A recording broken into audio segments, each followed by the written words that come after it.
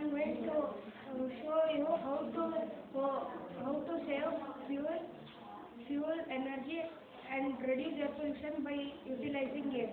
This, how can we use wind power? Wind power is used. We can use wind power for generating electricity. So we can adopt this type of method in cars and jeeps. So this method is very simple.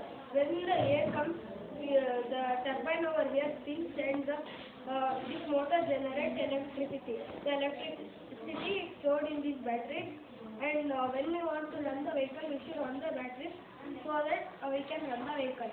Yacht is already adopted means of water transport. When the air comes, the air pushes the yacht in the way of the sail which is pointing. This the hot air balloon. This is the cheaper way of air transport.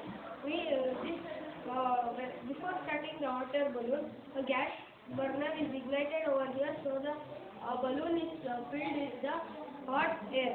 So this hot air keeps the balloon floating in the air.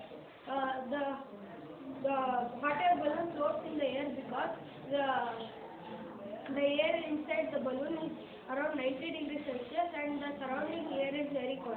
This reduces the density of the hot air balloon, and this helps the hot air balloon to fly. Thank you for giving me an opportunity to explain about air. Thank you.